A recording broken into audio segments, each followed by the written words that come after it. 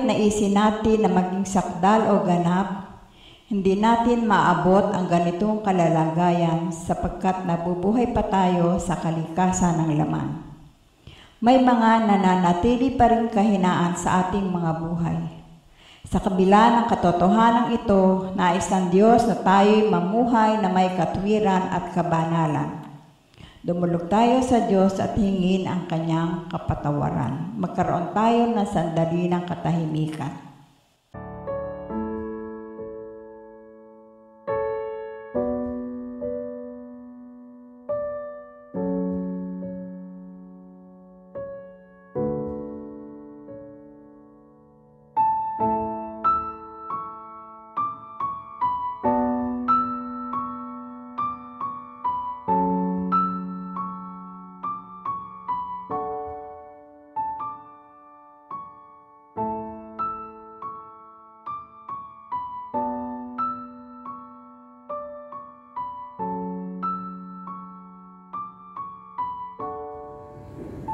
Nagagalak ang ating Diyos kapag tayo'y nakikita niyang nagpapakumbaba at humihingi ng kapatawaran sa ating mga nagawang pagkukulang. Mapangahawakan naman natin ang Kanyang pangako na tayo'y Kanyang patatawarin kung taos puso tayong lalapit sa Kanya at tataligdan ng ating mga kasalanan.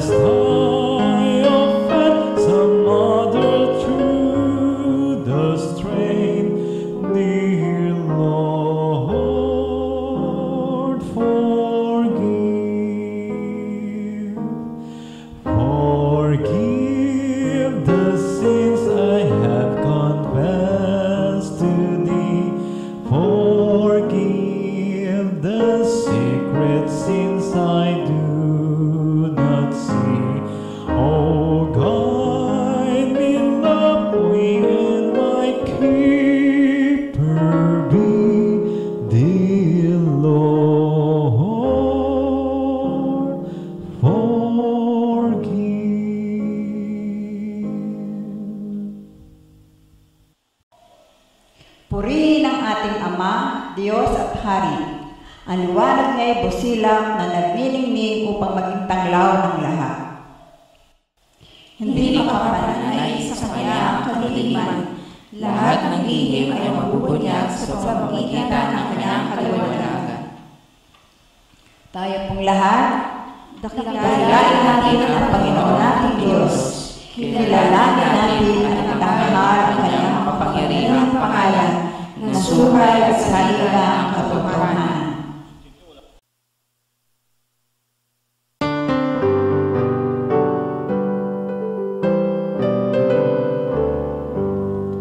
Tayo'y sumamba sa Haring Banal, awitin natin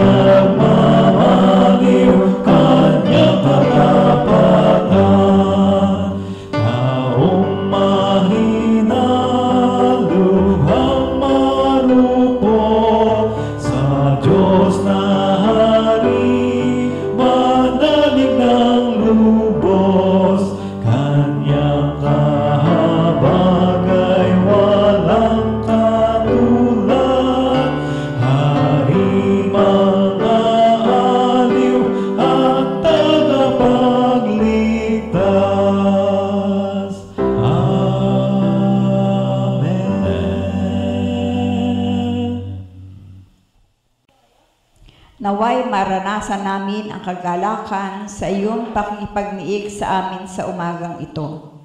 Tanggapin mo kami bilang iyong mga anak na handang ialay ang aming mga sarili bilang buhay na handog na karapat-dapat sa iyo. Amen.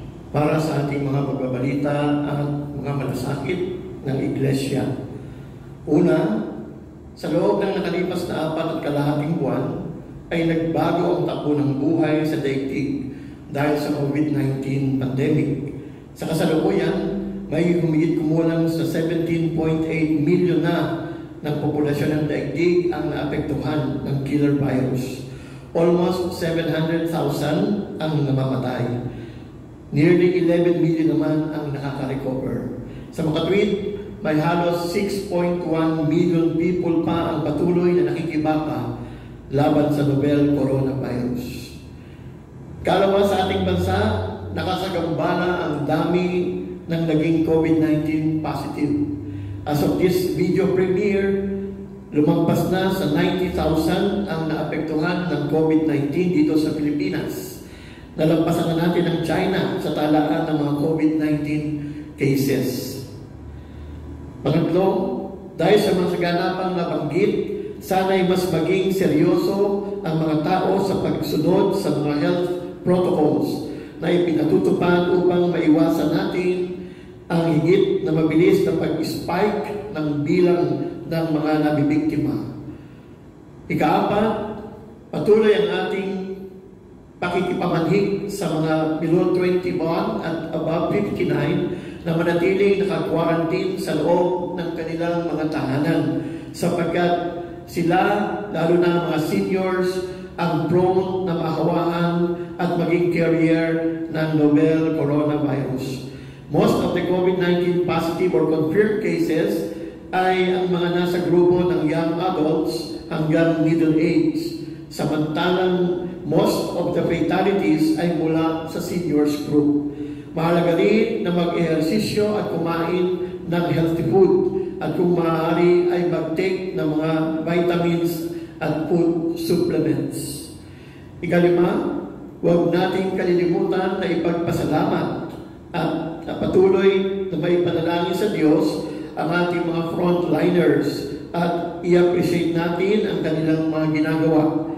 Lalo na sa ngayon, kahit ang kanilang buhay ay nalalagay sa panganib, maging ang kanilang mga family members. Sana'y patuloy na maibigay ng pamahalaan ang kanilang mga pangangailangan. Ika-6, sa kasalukuyan ay nasa bahagi na ng chancel area o ng altar ang isinasagawang pagtatanggal ng mga wood panels at mga pamukuan. Samantala, patuloy ang pagtatrabaho sa left and right wings at may mga gumagawa na rin upang isaayos ang mga electrical wirings. Ika-7, hindi pa lubusang nai-apply ang waterproofing dahil may mga hindi pa nabubuksan mga wood panels sa ceiling sa may chancel area. Dahil sa mga nabanggit ang ating mga regular na pananambahan at gabi ng pananalangin ay mananatili muna sa pamamagitan ng internet. At patuloy tayong mag-anyaya na maka-join sa atin ng iba pa sa UCCB at Nabuo Evangelical Church Facebook page. Pangwalo, patuloy nating tangkiligin at i-promote ang ating UCCB at Nabuo Christian School na sa ngayon ay tumatanggap pa rin ng mga enrollees. Sa katatapos na week ay naging very busy ang mga guro dahil sa isinasagawang orientation at mga dry runs ng mga new modalities na gagamitin sa pagtuturo at pag-aaral ng mga guro at mga bata. Kasama rin sa orientation ng online learning ang mga magulang na mga batang mag-aaral ngayong academic year 2020 hanggang 2021. Sana'y madagdagan pa ang mga enrollees natin bago mag-open ang klase sa August 24. Sa kasalukuyan, ang bilang ng mga mag-aaral na nag-enroll sa UCCP-ACS ay 102 na.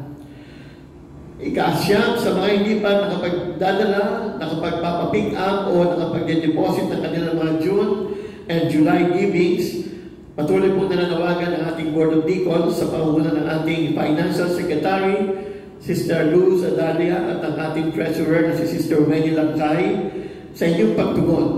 Kakailanganin natin ng dagdag na salapi para sa pagpapinta ng interiors ng ating sanctuary at sa iba pang mga pagawain. Ikasampu, ang mga labi ng namayapang administrative pastor ng UCCP Buena Vista Evangelical Church na si Pastor Nelson Ferranil ay kasalukuyang nakaburol sa sanctuary ng Iglesia o ng BEC, Buena Vista Evangelical Church. Ihahatid ito sa paglilibigan sa August 6 at patuloy natin idulog ang kanyang mga naunila sa Diyos upang makaranas sila ng kaaliwan at kapayapaan. Sumunod po sa ating mga pagbabalita, ang Pastor Benjamin Guevara ng UCCP General Mariano Alvarez ay dinugti natin sa ating Panginoong Diyos dahil siya'y naghahanda para sa isang prostate operation, tentatively this ensuing week. Sana'y magkaroon ng sapat na pananalapi bilang pagtustos sa isasagawang operasyon at sana'y mabigyan din siya ng isang clean bill of health bago isagawa ang nasabing operation. Panghuli po sa ating mga pagbabalita, na-confine sa Kalayaan Hospital ang father ni D.M. Ray Del Rosario at Pastor Gary Michael Del Rosario ng UCCP Pasong Kawayan. Ang kapatid na Oscar Del Rosario ay nakaranas ng fever and chills at na-diagnose na siya ay may UTI. Salamat din dahil nag-negative siya sa COVID-19 test. Yan po ang ating mga malasakit at paalaala. Susunod po dyan ay ang pagbati sa ating mga nagdiriwang ng kanilang mga special occasion. Salamat po.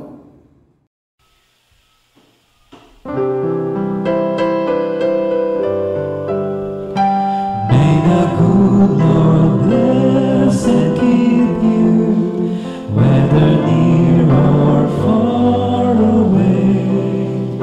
May you find that long-awaited golden day today.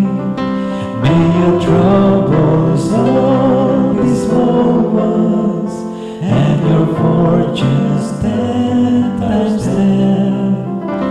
May the good Lord bless and keep you till we meet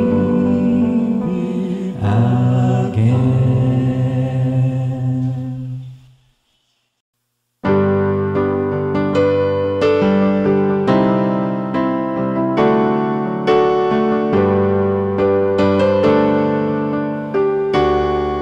After all these years, how could I not do this all over again? After all these years, to come and stand before the Lord, my children then pray.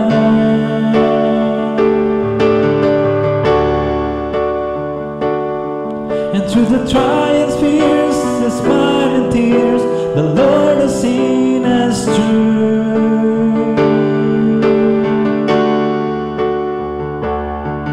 So after all these years, how could I not say I still do?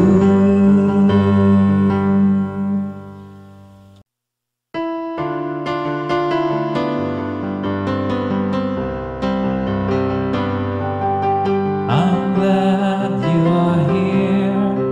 I'm glad you are here. I want to share God's love with you. I'm glad you are here.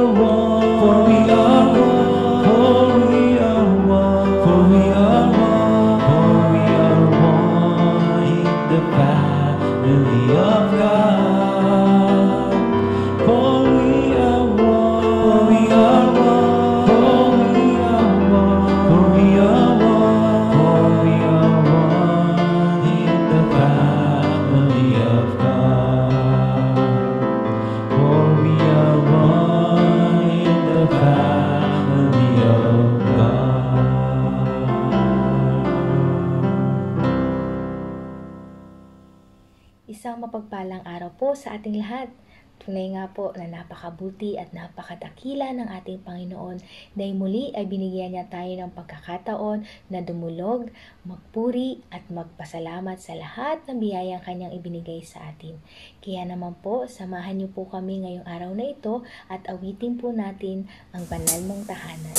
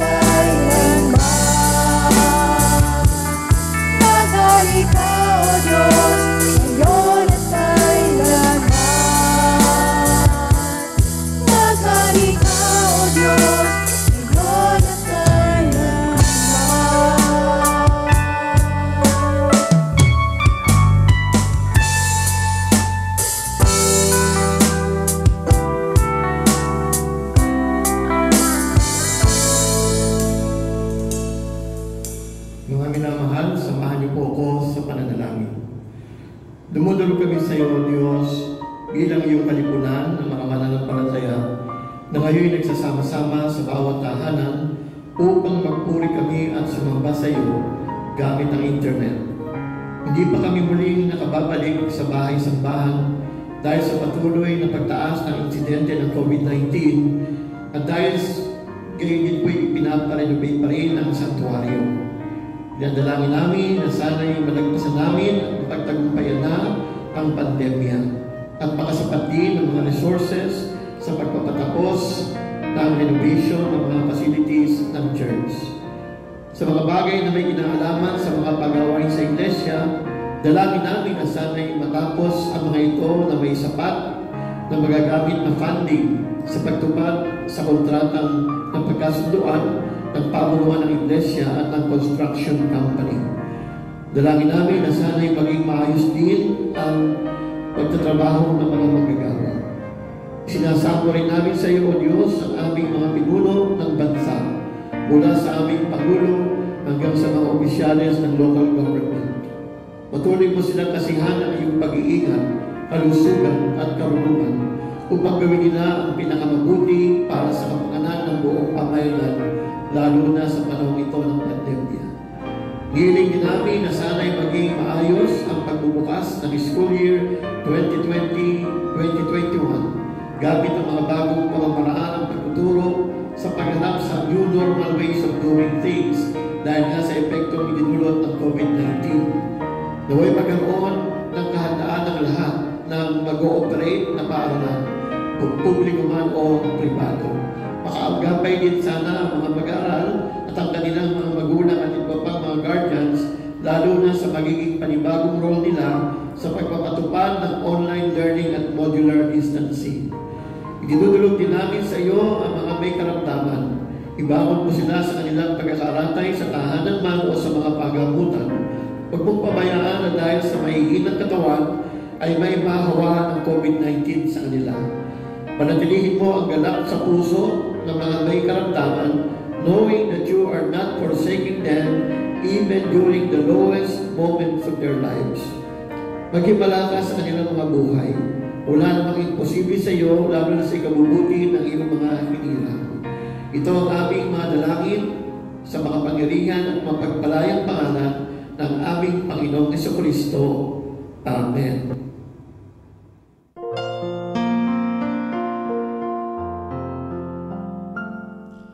Our Father, which art in heaven,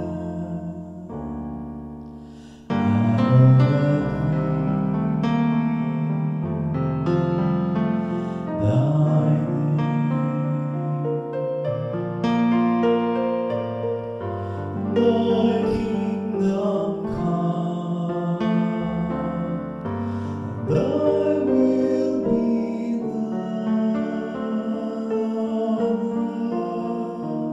as it is in heaven.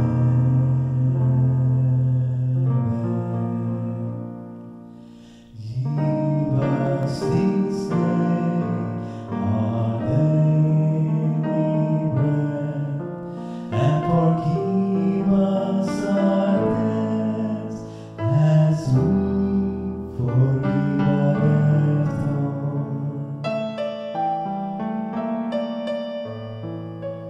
And lead us not into temptation, but deliver us from evil.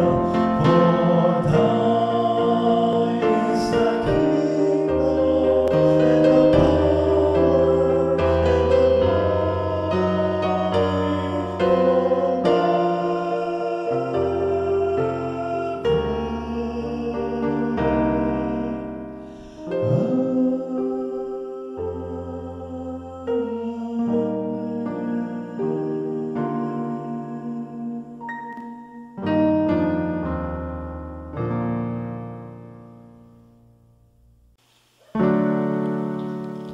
ang ama'y papurihan at ang anak at ang Espiritu,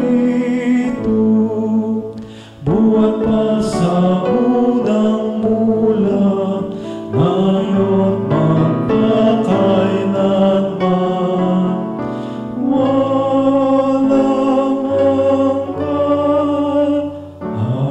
Amen. Amen. Ang ating pong pagbabasihan ng mensahe sa umagang ito ay matatagpuan sa Juan 6, talata 1 hanggang 13, ang pagpapakain sa 5,000. Pagkatapos nito, tumawid si Jesus sa ibayo ng lawa ng Galilea na tinatawag ding Lawa ng Tiberias. Sinundan siya ng napakaraming tao sapagkat nakita nila ang mga kababalaghang ginawa niya sa pagpapagaling sa mga may sakit. Umahon si Jesus sa burol kasama ang kanyang mga alagad at naupo roon. Malapit na noon ang pista ng Pasko ng mga Hudyo. Tumanaw si Jesus at nakita niyan dumarating ang napakaraming tao. Tinanong niya si Felipe, "Saan tayo bibili ng tinapay upang makakain ang mga taong ito?" Sinabi niya ito para subukin si Felipe, sapagkat alam ni Jesus ang kanyang gagawin. Sumagot si Felipe, "Kahit na po halagang 200 denaryong tinapay ang bilhin ay di sasapat para makakain ng tigkakaunti ang mga tao." Sinabi ng isa sa kanyang mga alagad, si Andres na kapatid ni Simon Pedro, "Mayroon po rito isang batang lalaki na may dalang 5 tinapay na sebada at 2 isda. Ngunit gaano na ito sa ganyang karaming tao? Paupuin ninyo sila," wika ni Jesus. Madamo sa lugar na yaon. Umupo ang lahat, humigit kumulang sa 5,000 ang mga lalaki. Kinuha ni Jesus ang tinapay at matapos magpasalamat sa Diyos, ay pinamahagi sa mga tao. Gayon din ang ginawa niya sa isda. Binigyan ang lahat hanggat gusto nila. At nang makakain na sila, sinabi niya sa mga alagad, "Tipunin ninyo ang lumabis para hindi masayang." Gayon nga ang ginawa nila at nakapuno sila ng 12 bakol. Ang pagpapala ng Diyos ang sumatin sa pagkabasa at pagkarinig ng kanyang mga salita.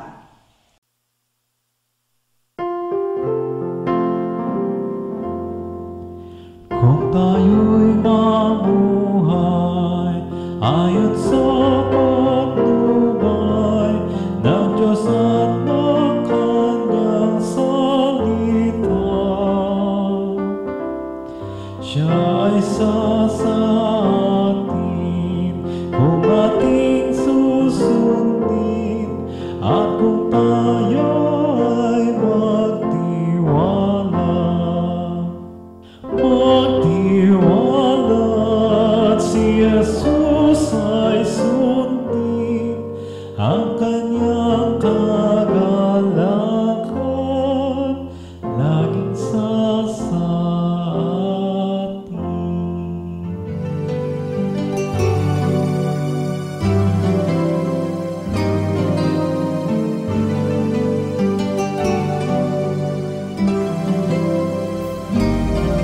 Some say it's sweet and legend, one more book upon the shelf, but the message it contains cannot be sealed.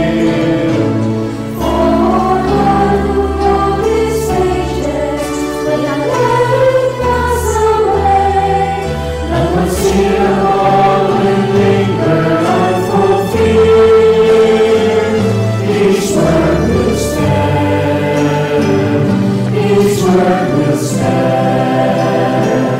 Though stars should fall and mountains turn to sand, though man believes thee, still God will be true. His promise is sure, His love will endure, and forever His word will stand.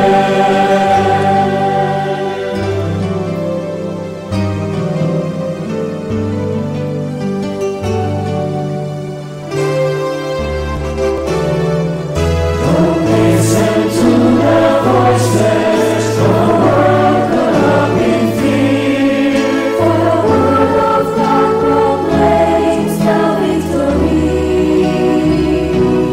He gives His children courage to confront the gates of hell with a sword that conquers every enemy.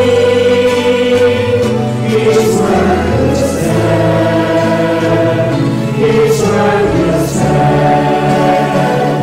The sun should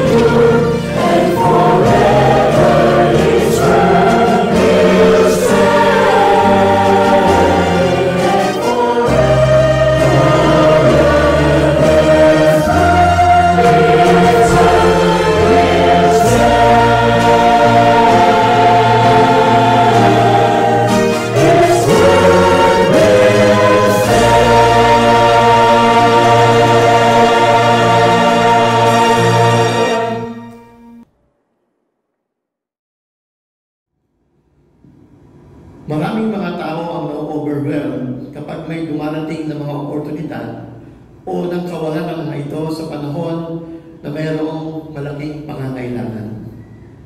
Marahil sapat na sa sino man sa atin na mabasa sa newspaper o mag-tune tayo sa isang respetadong news channel para malaman mo o malaman natin ang mga pinakabagong trahedya sa iba't ibang dahon ng daigdig.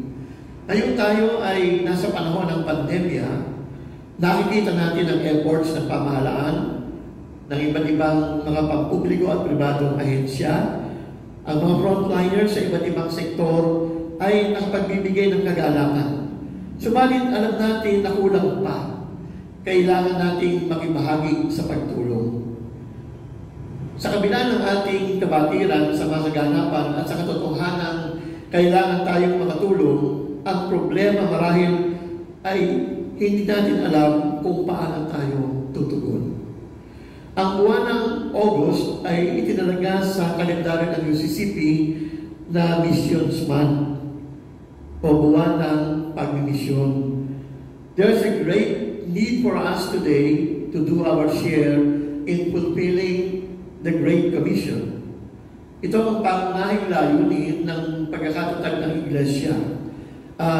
Umagapay sa marami upang maunawaan ang saving knowledge at ang saving grace patungkol sa Panginoong Jesucristo at gawin silang kanyang mga tagasunod. Ito ang nag-encourage sa atin para magpasailalim sa Training for Trainers or T40 Evangelism and Discipleship Program ng ating Iglesia. Sana'y inyo pa rin na-recall ang mga lessons, lalo na doon sa mga dumadalong mga nagsasanay. Balikan natin itong bahaging ito ng banal na kasulatan. Kung inyong matatandaan, last May 3, sa sermon ng ating mahal na Pastor Eddie Reyes, ginamit niya ang scriptural passage na ito. At ang sermon na kanyang binahagi, pinamagatan niya, Is That Enough? Ngayong linggong ito, in the light of the missions month context ng ating iglesia at dahil na sa pangangailangan upang tayo ay tumugon sa gawain ng paghahayo. Ang tanong sa atin, what can we give? Ano ba ang ating maibibigay? Muli nating tunghayan ang mga pangyayari sa mga bahaging ito ng banal na kasulatan sa konteksto ng pagtugon sa tawag ng pagmimisyon. Tayo sumadaling manalangin. Tanggapin mo, O Diyos, ang mga salitang mamumutawi sa aking mga labi at maging kagamit-gamit nawa ito sa bawat isang makaririnig. At inaangkin namin sa iyong pangako, hindi maaaring hindi magbubunga ang mahayag ng mga salitang ibabahagi. Gabayan mo po kami sa pag-aatong ito sa pangalan ni Jesus. Amen. Una, tingnan natin yung bahaging ito, ang kwento o ang istorya ng bahaging ito. Si Jesus ay nasa kalagitnaan ng 5,000 mga gutom na lalaki. Kung isasama pa natin ang bilang ng mga babae at bata, tinatayang naabot sa 20,000 ang mga gutom na taong pakakainin. Ang kaugalian sa gitnang silangan ay kung ang mga tao ay lumapit sa iyo, pakakainin mo sila. Parehas sa ating kaugalian dito sa ating bansa dahil ang gitnang silangan ay tinuturing na bahagi pa rin ng Kalakhang Asia. Ang gitnang silangan ay naging gitnang silangan lamang o Middle East sa punto de vista o sa pananaw ng mga nasa kalulaning bansa kagaya ng Amerika. Kaya nga pag sinabing tayo ay nasa Southeast Asia, ito ay nasa punto ng mga nasa Western Hemisphere. Tunay din na mahalaga ang pagkain para sa atin. At ito rin ay isang paraan ng pagkonekta mo sa kapwa-tao. Dahil kadalasan, ang mga bati natin sa kapwa ay, alika, magpili na tayo, o kumain ka na ba? Pag may bisita ka sa bayan, walang itatanong mo, Kumain na ba kayo? Ganyan ang ating isang kaparaanan para makakonekta tayo sa ibang tao. Itong si Felipe, na isa sa mga alagad ng Panginoon, ay sumagot sa tanong ng Panginoon.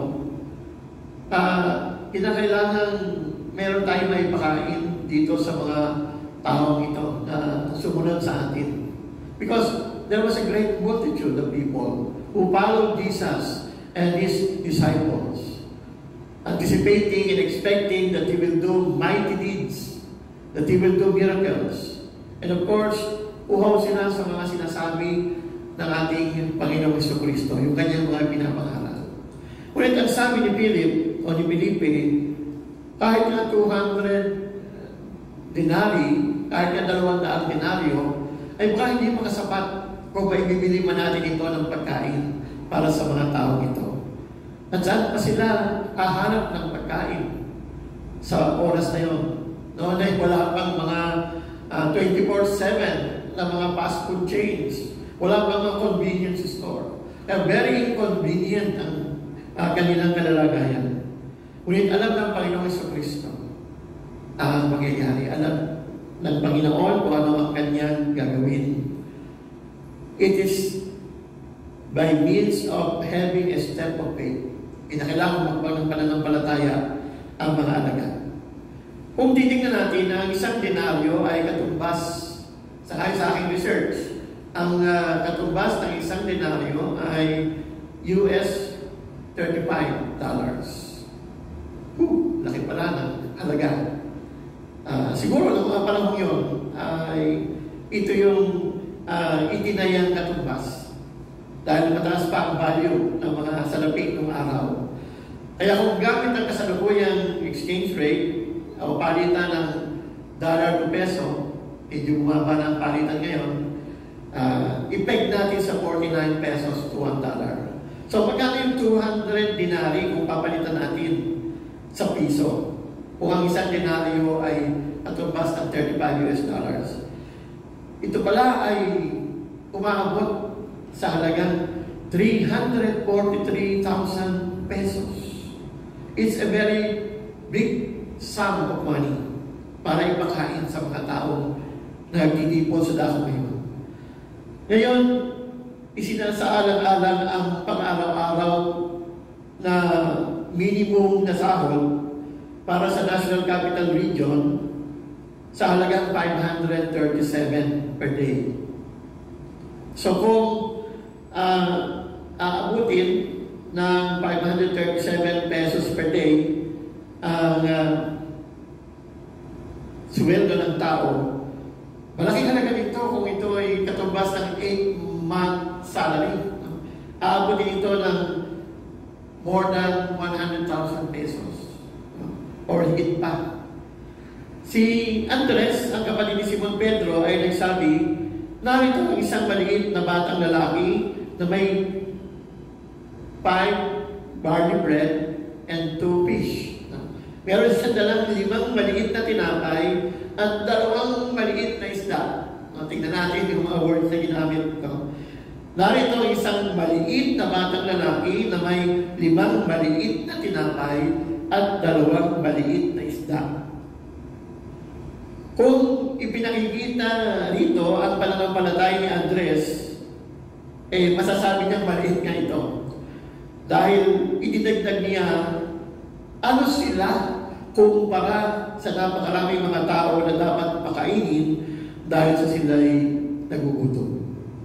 Pagkatapos ng himala, gayon pa man, ang mga alagad ay nagtipon pa ng 12 basket full of breads. Kumbaga ay tigi-tigisa. Kung 12 yung alagad, parang itinakda na bawat sa kanila ay merong isang bakol na puno ng sumobrang tinapay. Diba blessing yun? O pwede sabihin natin, because of your lack of faith, sige, kainin mo yan. Yan ang maging pagkain mo. Urgahin ka ng tinapay na yan. Pero tingnan natin on the brighter and the positive side. Sumobra. Ibig sabihin, nagpakain ka na ng marami, sumobra pa ng 12 bakol na puno ng tinapay. So ganun, kung tayo'y patuloy na tutugon sa tawag ng Panginoon, tiyak na mayroon tayong tatanggaping biyaya. Kapag ibinigay natin ang lahat kay Jesus, tutugunan niya ang ating mga pangangailangan. Kaya kapatid, kaibigan, handa ka bang ibigay ang lahat kay Jesus kahit na nga ang iyong isusubo na at kasainin? Yan ang istorya. Pero ano ang dapat nating maging response? Ano ang dapat nating maging tugon?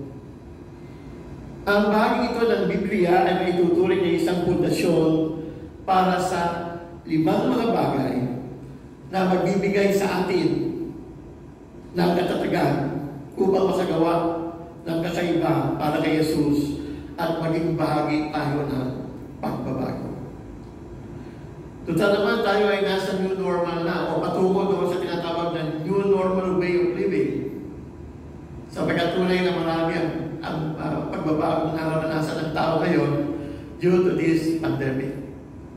And mind you, my dear brothers and sisters, hindi lahat ng mga naranasan natin ngayon ay negative. Maganda maging negative tayo sa resulta ng COVID testing. Pero tandaan natin, may mga positive din. At kung ibibigay natin sa Panginoon sa panahon ito na tayo ay nasa emphasis ng pagmimisyon, ano ang 5 tinapay? Taking it from the story. Meron 5 tinapay at 2 isda. Let us zero in on the bread.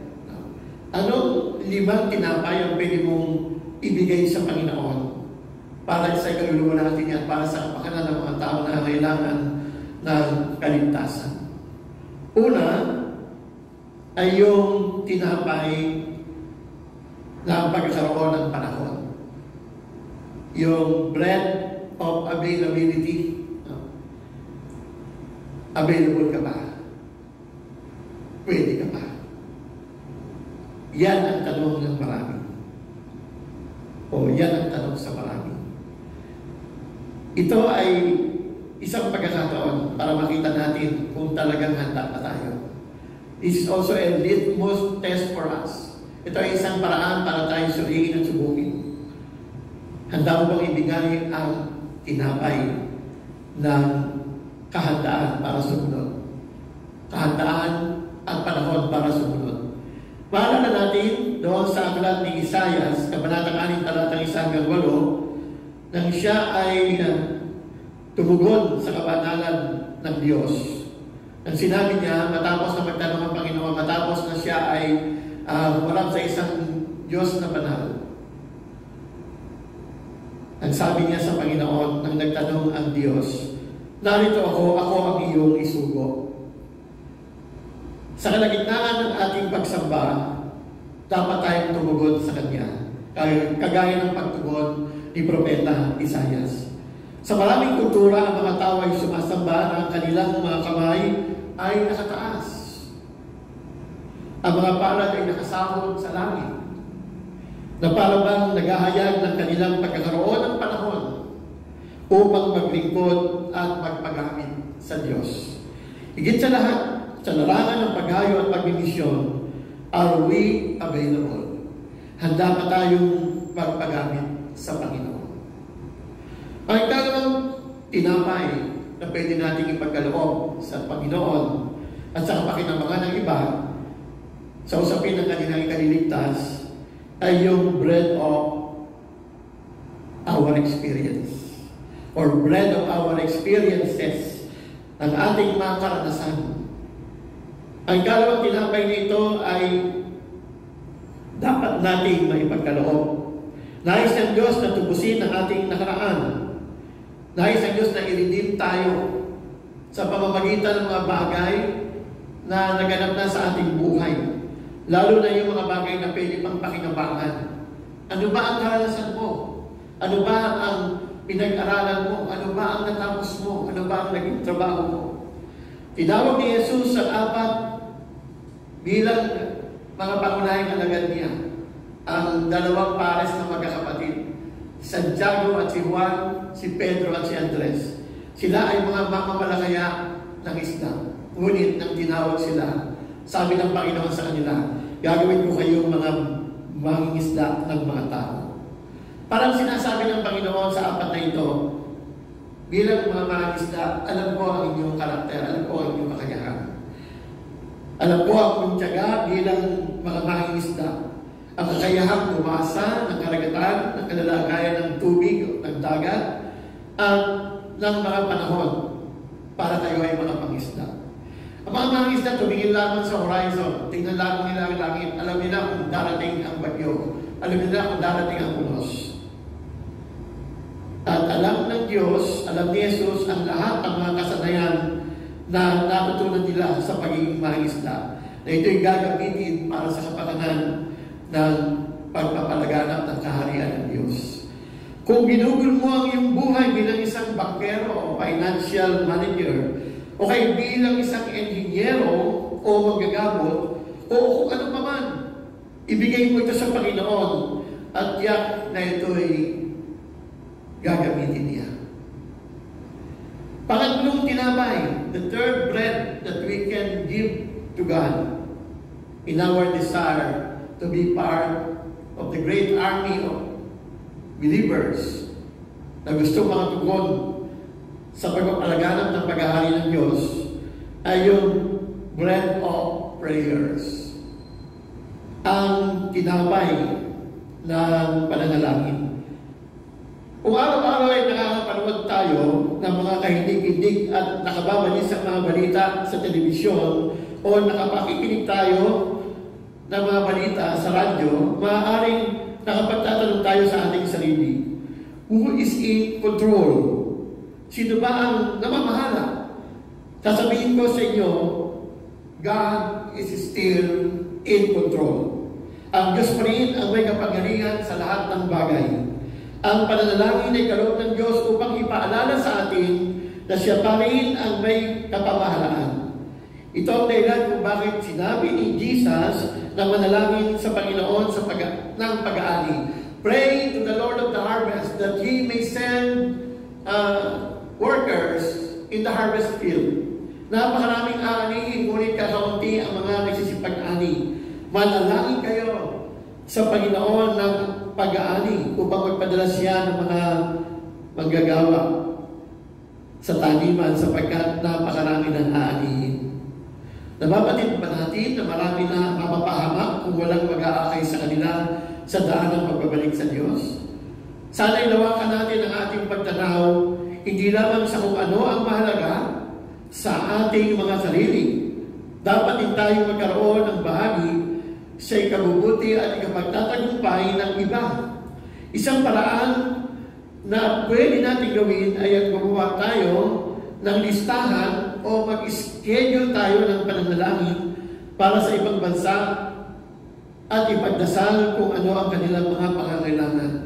It is a way for us to raise awareness that there are other things happening outside our own world. Ang Diyos ay Diyos ng buong mundo at pwede tayong makipamagitan para sa kanila sa pamamagitan ng ating mga panalangin.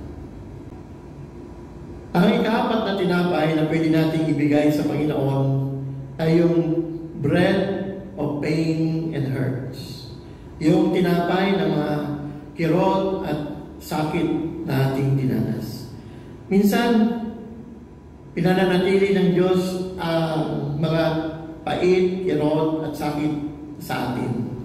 Dapat tayo magsabi sa Diyos, Panginoon, narito, ibinibigay ko sa iyo ang aking mga sakit at kabigatan. Sumulat si Pablo sa mga taga-Korinto at sinabi niya sa kanila, ang aliw ng Diyos ay sumasa kanya kahit sa mga panahon ng pagdurusa. At ang mga pagdurusang ito ay nakatulong upang may patotoo niya sa ibang may sakit at kabigatan ng kalooban ang pinagkaloob na ginhawa sa kanya ng Diyos sa panahon ng kanyang paghihirap. Mapabasa natin doon sa 2 Korinto, Kabanata 1, Talatang 4, inaaliw niya tayo sa mga kapigatian upang tulungan tayo sa mga namimigati sa pamamagitan ng kaaliwang tinanggap natin sa Kanya.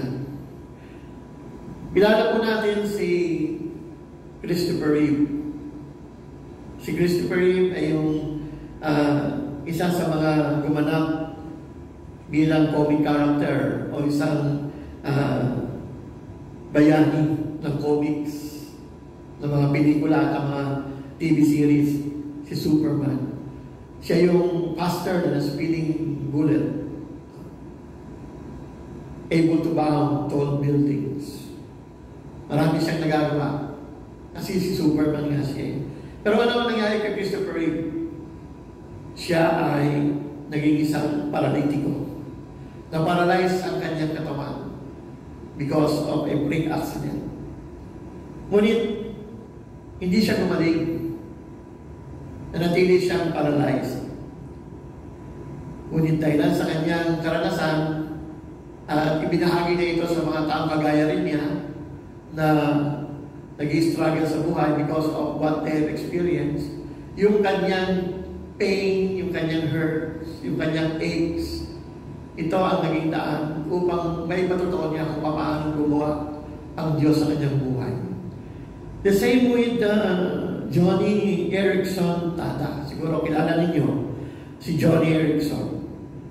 Siya rin ay isang babae ng Panginoon na nakaranas din ng isang aksidente sa kanyang paglagoy sa karagatan. At na-paralyze din ang kanyang mga bahagi ng katawan.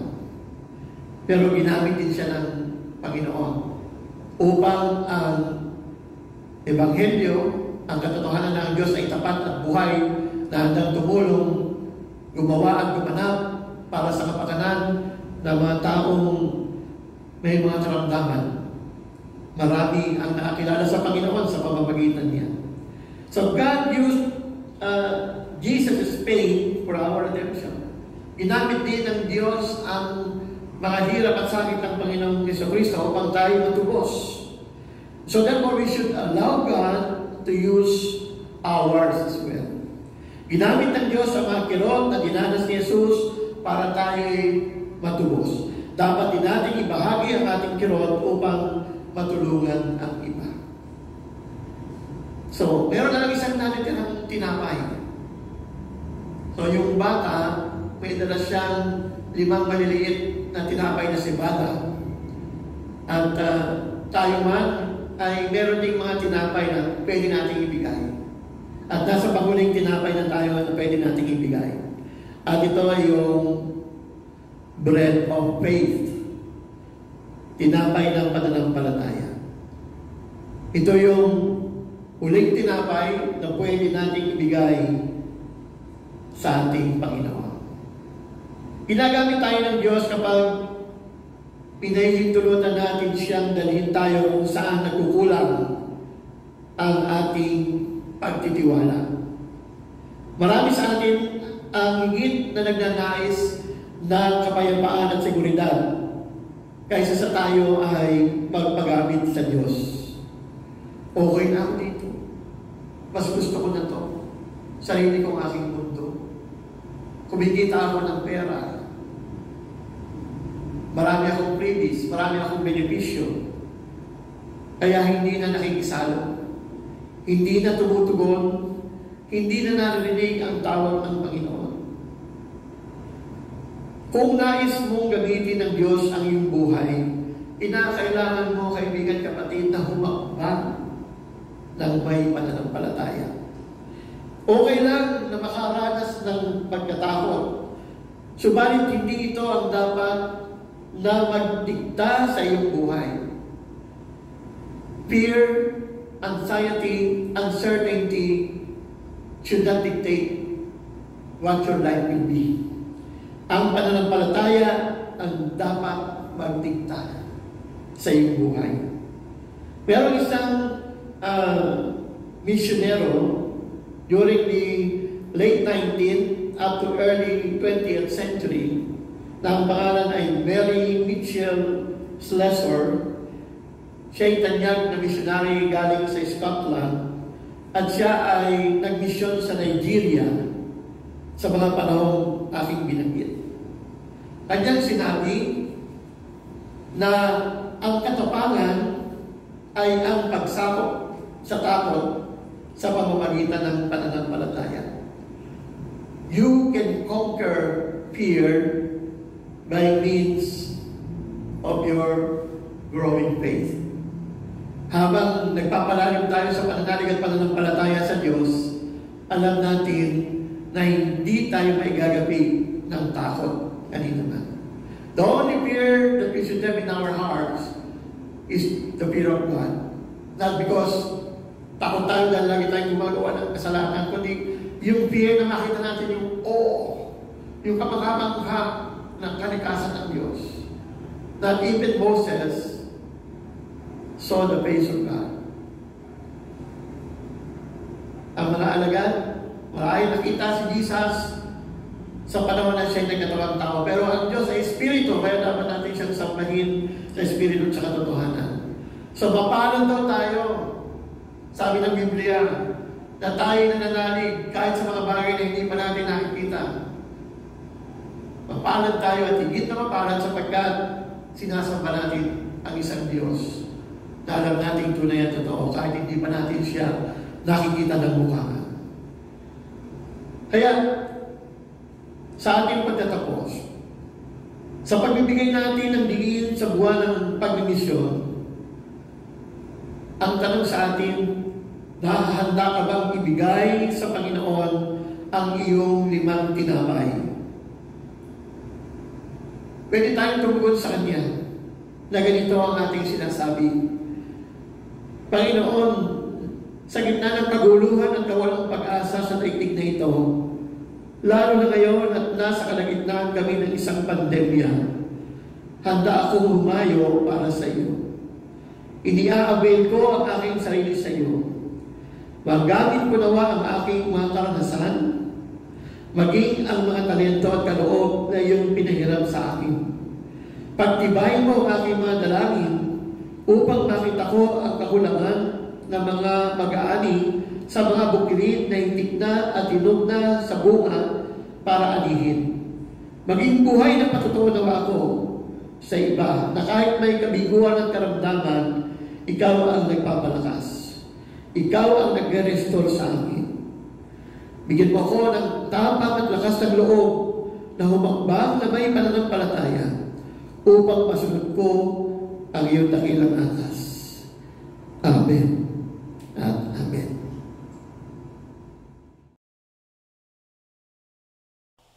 Dadako na po tayo sa ating pagkakaloob. Buong galak nating ipagkaloob ang ating mga handog sa pamamagitan ng ating mga tinatangkilik, sapagkat ito ay nakalulugod sa Diyos.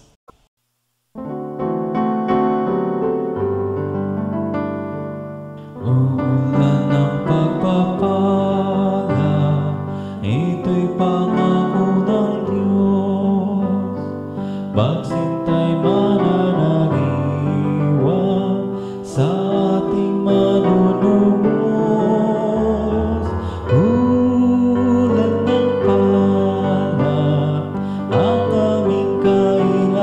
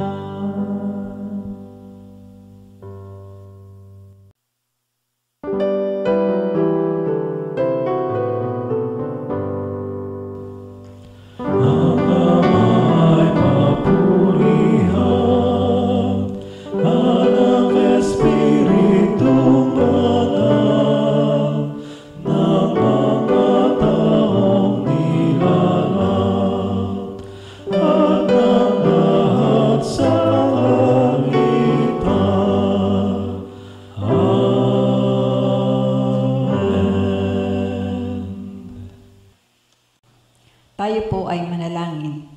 Itulot mo, Panginoon, ng aming mga kaloob ay magamit sa iyong kapurihan.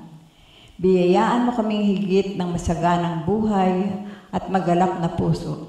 At sa tuwin ay magpasalamat kami sa iyo. Sa pangalan ni Jesus, Amen.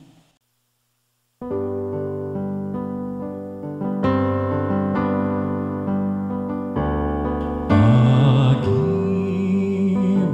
ng Diyos ang tumubos sa akin ay kumot ko. Hinanap niya akong sasalay na ligaw. Iniligtas na tunay. Dahil sa pag-ibig niyang banal, takot ko ay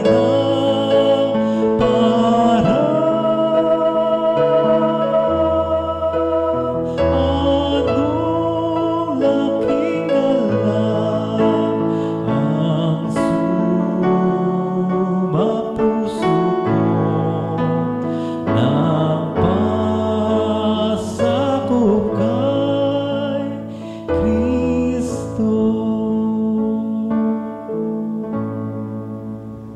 Mga minamahal na kapatid kay Kristo, sa pagkakataong ito ay muli nating ituon ang ating pansin sa pag-alala sa huling hapunan na higit kumulang 2,000 taon na nakalilipas ay naganap doon sa isang silid na kung saan nagtitipon ang 12 mga apostol ng ating Panginoong Jesucristo.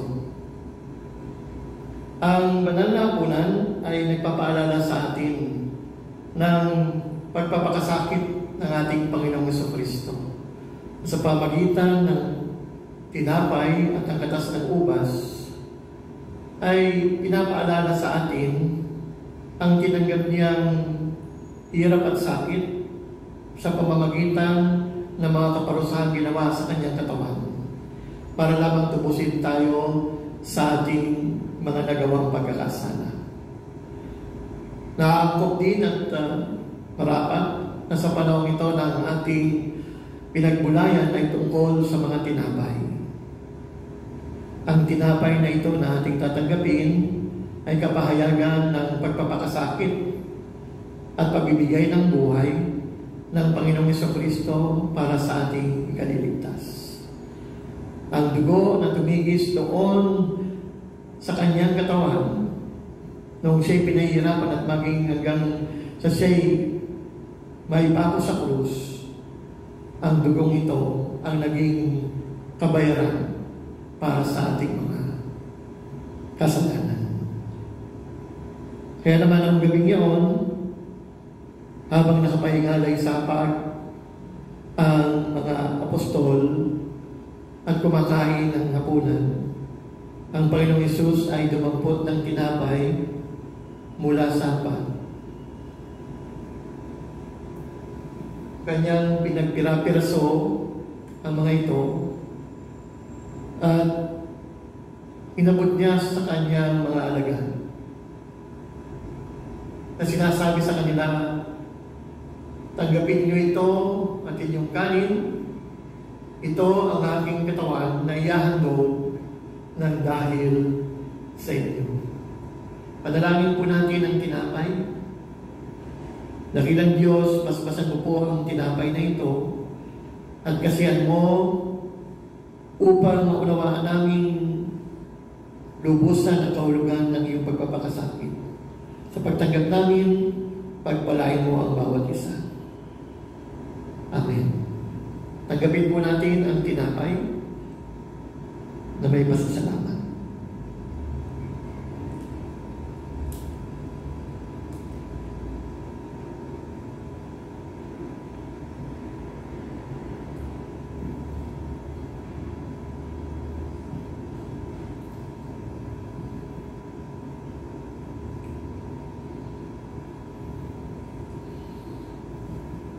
Matapos na sila'y makapag-apunan, inuha ng Panginoong Yesus ang saro mula sa hapag. Pinagpasalamat din ito at sinabi sa kanyang mga alagad, ito ang aking tipan na pinagtitibay ng aking dugo. Sa tuwing kayo iinom sa saro, gawin niyo ito bilang paggunita sa akin. Panalangin po natin ang katas ng ubas bago natin ito tanggapin. Tunay o Diyos, kami nananalangin at dumudulog sa iyo na iyong kasihan. Ang katas ng ubas na ngayon ay narito sa aming harapan upang sa aming pagtanggap ang ginamin na kami pinagaling mo na sa aming mga kasalanan at pinatawad mo na kami upang magkaroon kami ng isang malusog na pamumuhay. Sa pagtanggap po namin ito, basbasan mo ang katas ng ubas para sa aming kapakinabangan. Amen. Mga minamahal na kapatid, tanggapin po natin ang katas ng ubas.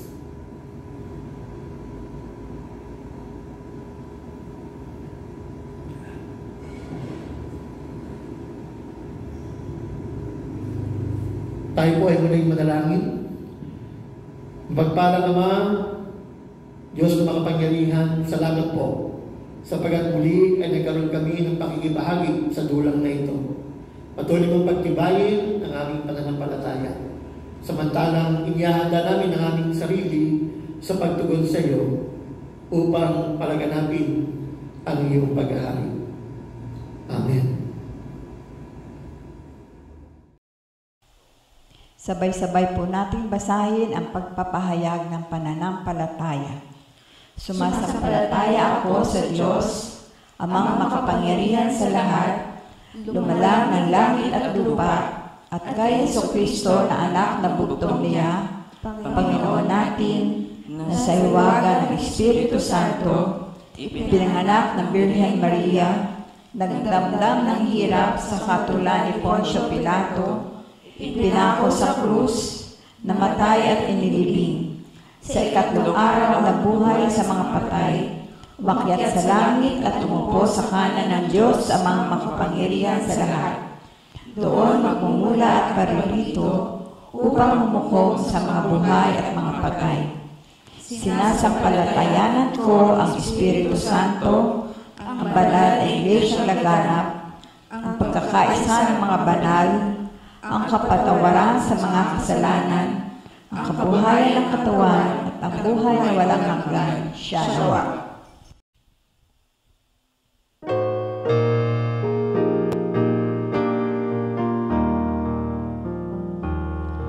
Kahit saan pag-utusan niya, kusa kong susunod. Sa patago kabundukan man, lagi na maglilingkod. Pagtawag niya kung aking marinig, puso'y agad tutugon.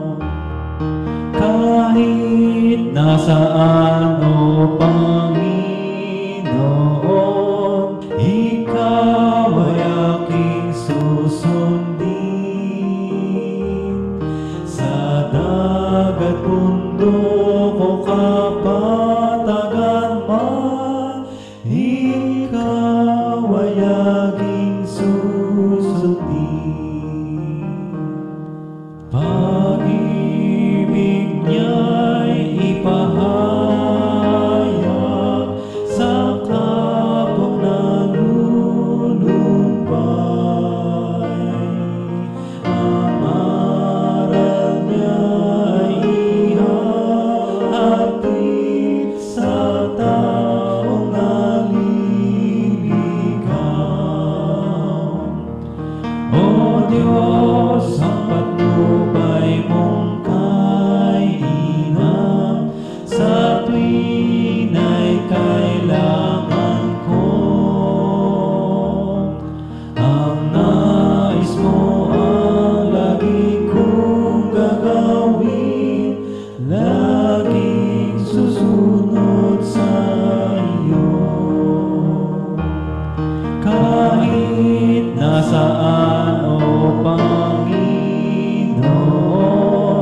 ikaw ay aking susundin. Sa dagat, bundok o kapatagan man, ikaw ay laging susundin.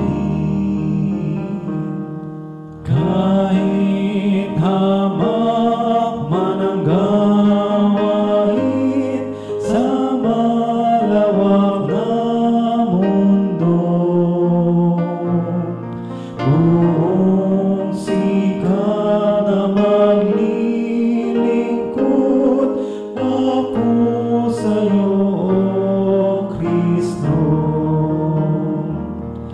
Dahil sa ako ay iyong tunay, puso'y magtitiwala. At ang nais ko'y ang kagandahan mo, sa buhay ko ay mabadhang. Kahit nasaan, O Panginoon, ikaw ay aking susundin. Sa dagat, bundok o kapatagan man, ikaw ay laging susundin. Tayo po ay manalangin. Nagagalak ang aming mga puso dahil muli ka naming nakaliig sa araw na ito at naialay sa iyo ang aming mga pagpupuri, pag-awit, pananalangin at pagkakaloob. Lahat ng ito ay bahagi ng aming mga pagsamba. Naway maging kalugod-lugod kami sa iyo.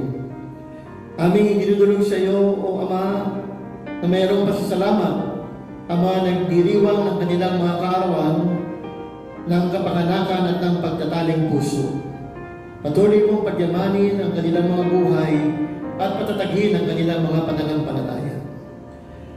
Aliwin mo, Panginoon, ang sambahayan na ulila ni Pastor Nelson Peranil. Igawad mo rin sa kanila ang katiyakan na ang namayapa ay nasa piling mo na ngayon. Idinudulog din namin sa iyo si Pastor Benjamin Guevara na ikaw ang malalay sa kanya sa nalalapit niyang pagpapaopera. Pagkaloob mo sa kanya ang kagalingan at ang kasapatan ng biyaya na tutugon sa pagpapaospital. Ikaw din ang magbigay ng kagalingan kay Lito Javier at Billy Laqueo sa kanilang mga taglay na karamdaman. Gayon din sa kapatid na Oscar del Rosario na ama ni D.M. Ray del Rosario at Pastor Gary Michael del Rosario ng UCCP Pasong Kawayan na sa kasalukuyan ay naka-admit sa Kalayaan Hospital. Salamat sa mga kamag-anak, kaibigan at mga kapatid namin sa pananampalataya na nagsigaling na sa COVID-19. Gayon din ang mga negative sa kanilang mga rapid at swab tests. Makapagbigay kaluguran nawa ang aming mga buhay sa iyo. Amen. At ngayon, patuloy namang sumagana sa inyo ang pag-ibig ng Ama sa pamamagitan ng pagliligtas ng anak at pagbibigay kaaliwan at gabay ng diwang banal. Amen.